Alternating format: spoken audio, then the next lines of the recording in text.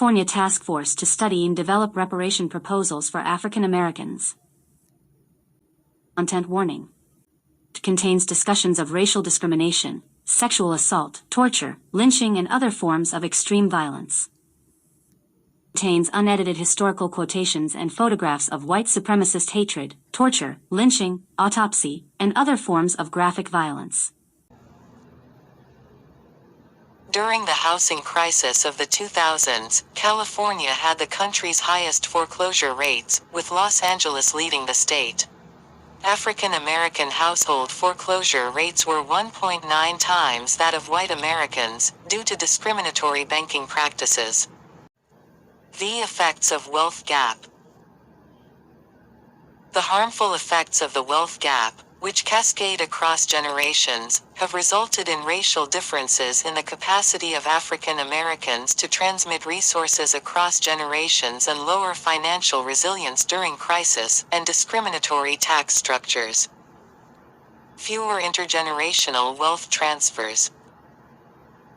Lower assets of African Americans means that intergenerational wealth transfers are less likely and tend to be smaller. Inheritance, intergenerational wealth transfers, or parental wealth are primary sources of the capacity.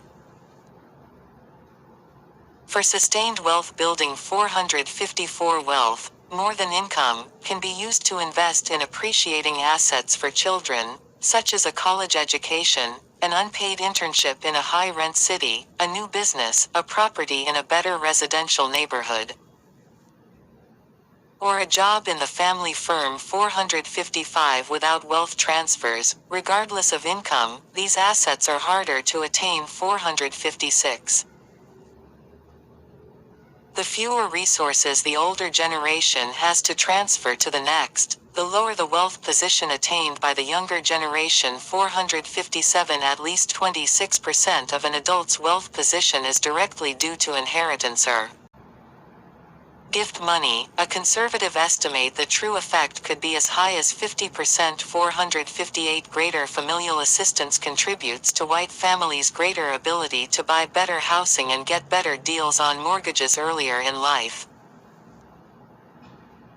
further compounding the homeownership and wealth gap and giving white families better security in crisis. 459 An Urban Institute study estimates that the shortfall in large gifts and inheritances accounts for 12% of the black-white wealth gap. 460. The impact of fewer intergenerational transfers is reflected in the wealth gap between black and white American millennials. While the typical white millennial family has about $88,000 in wealth, the typical black millennial family has only about $5,000 in wealth. White millennial families made huge strides between 2016 and 2019, and they now lag previous generations of white families by only about 5%. 461 Between 2007 and 2019, however, black millennials fell further and further behind, not just compared with white millennials,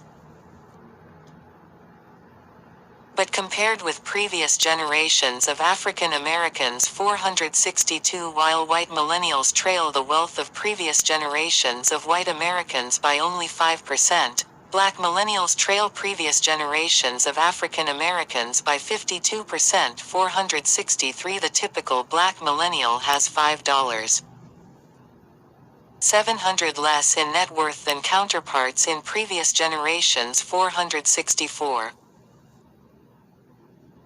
There are several reasons for these deep disparities between black and white millennials. 465 First, white millennials are more likely to benefit from having wealthy parents. Greater familial assistance contributes to white families' greater ability to buy better housing and get better deals on mortgages earlier in life, further compounding the homeownership and wealth gap and giving white families better security in crisis. 466 Their parents have more resources, for example, to help them with down payments on their first house or to help them pay off their student loans. 467 About 80% of black millennials with at least a bachelor's degree still have student loan debt, Compared with about half of white millennials are also more likely to own assets like stocks and homes, which have ballooned in value in recent years 468. While about two-thirds of white millennials own homes, less than a third of black millennials own homes 469. Lower financial resilience during crisis. Support from family networks can provide a private safety net to aid with cash transfers, housing, or childcare in times of material hardship. 470 cash transfers can provide additional income. Multi-generational housing can provide shelter. And family-provided childcare can permit a parent to work and earn income as well as avoid childcare expenses. 471. For example, during the COVID-19 pandemic, almost a quarter of renters borrowed money from friends or family. 472. While African Americans receive assistance from family members at high rates, their overall tendency to lack resources may reduce the available quantity of such assistance and may result in economic harm to the giver. 473. African American families are more likely than white families to have high poverty family networks and more likely to make repeated cash transfers, which hinders their ability to accumulate wealth. 474.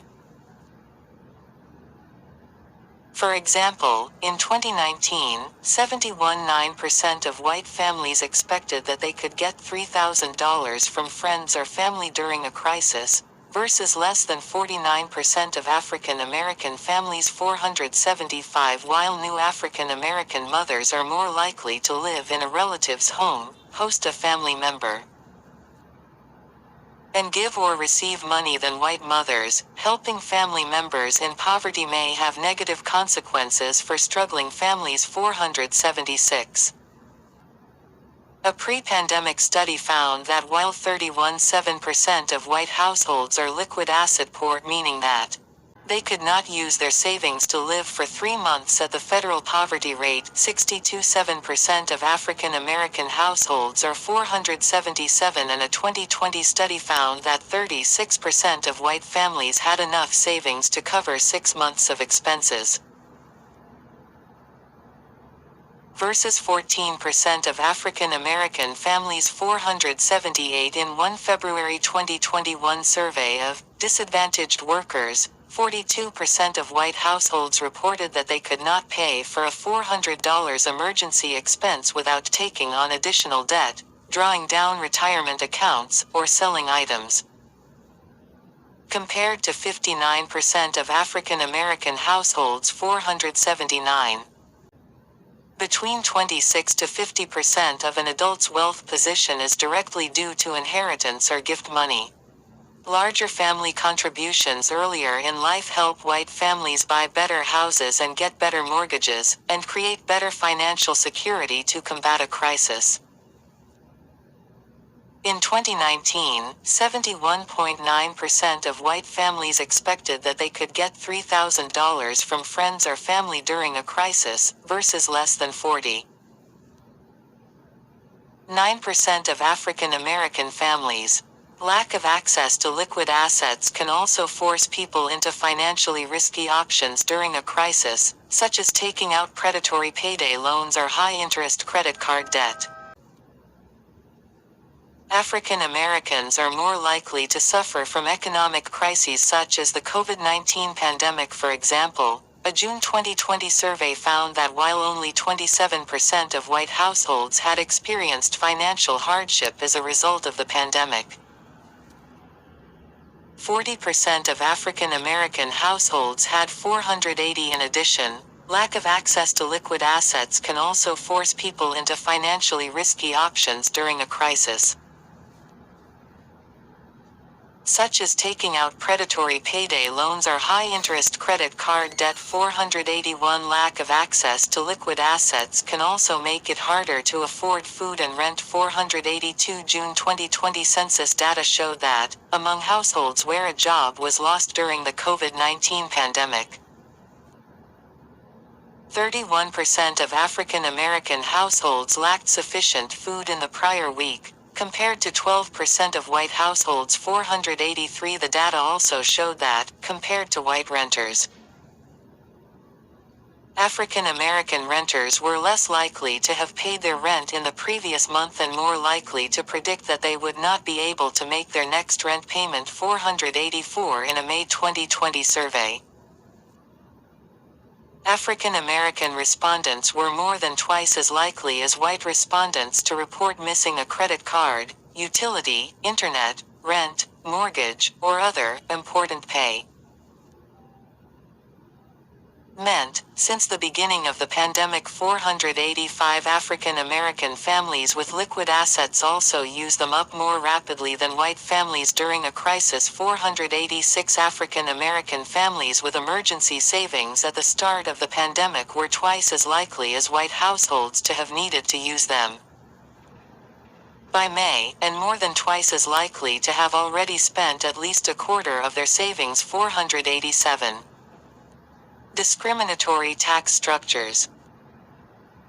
More than 50 years after the passage of the Civil Rights Act, many wealth-building policies still continue to heavily favor households that do not need help building wealth, mostly wealthy, predominantly white households, while doing little or nothing for low-wealth African American households, among other households of color. 488. The largest and most powerful of these programs operate through the U.S. Tax Code 489. These federal tax programs overwhelmingly favor building the wealth of the wealthy, and has contributed to the extreme rise in overall wealth inequality over the past several decades. 490 tax policies have drastically different impacts on black and white families, and many were created during a time when black families paid into the system without having the same legal rights to live, work, marry, vote, or receive an education as their white peers. 491.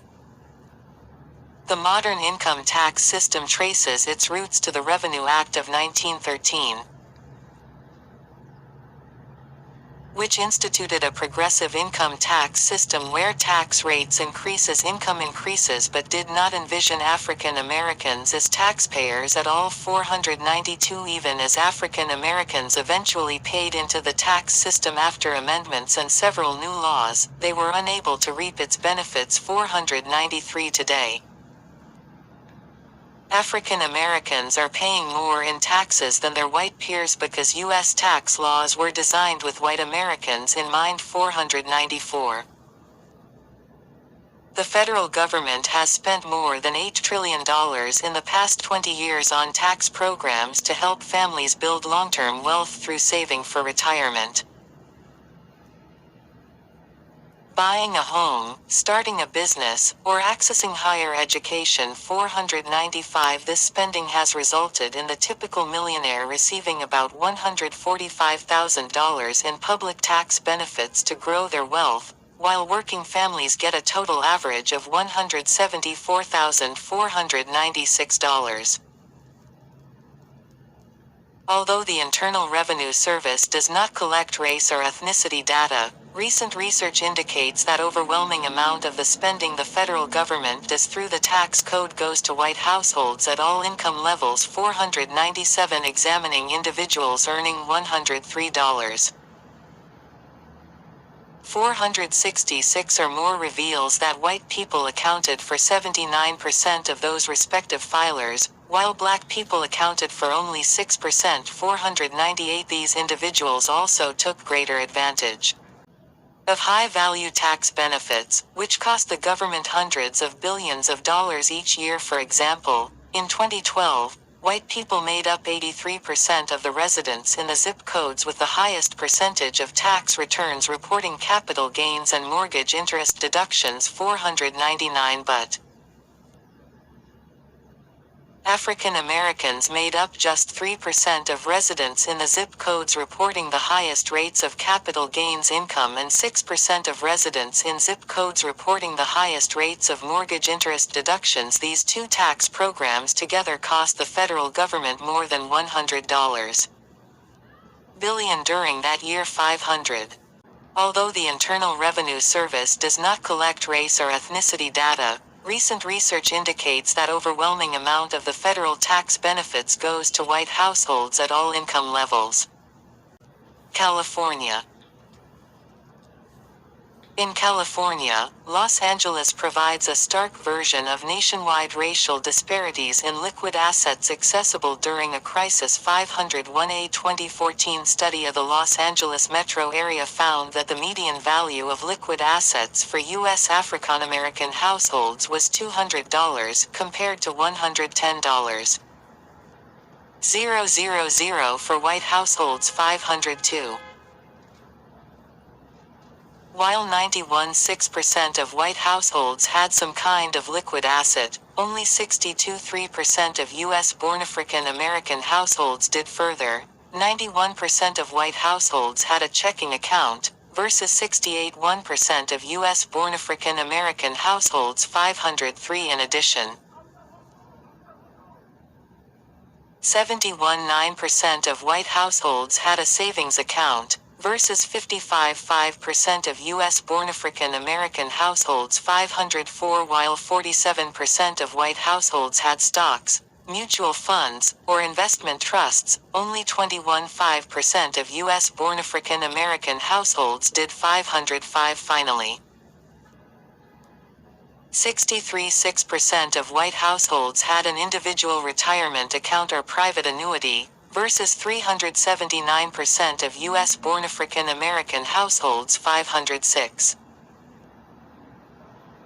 In California, many current state tax policies benefit Californians with higher incomes and wealth, predominantly white and Asian Californians, and give little to no benefits to other Californians, including Black Californian. 507. For example, many tax benefits are only available to those who opt to itemize their tax deductions, and people who itemize tend to have higher incomes. California's 4 largest personal income tax deductions provide most benefits to families with incomes over $100,000. While providing nearly no benefits to those with incomes below $20,000. 508. Black Californians are more likely to have low incomes, so they are less likely to benefit from these tax breaks. 509. California's several tax benefits for homeowners, including the deductions for mortgage interest and property taxes, are also unlikely to benefit Black Californians who have been blocked from homeownership through racist policies and practices, often lack funds for a down payment, and have lower value homes due to residential segregation and racist appraisal practices. 510. The conclusion. The legacy of slavery continues to reach into the lives of African Americans today. For hundreds of years, the American government at the federal, state, and local levels has systematically prevented African American communities from building, maintaining, and passing on wealth due to the racial hierarchy established to maintain enslavement. Segregation, racial terror, harmful racist neglect, and other atrocities in nearly every sector of civil society have inflicted harms, which cascade over a lifetime and compound over generations as a result. African Americans today experience a large and persistent wealth gap when compared to white Americans. Addressing this persistent racial wealth gap means undoing long-standing institutional arrangements that have kept African American households from building and growing wealth at the same rate as white households to the present day.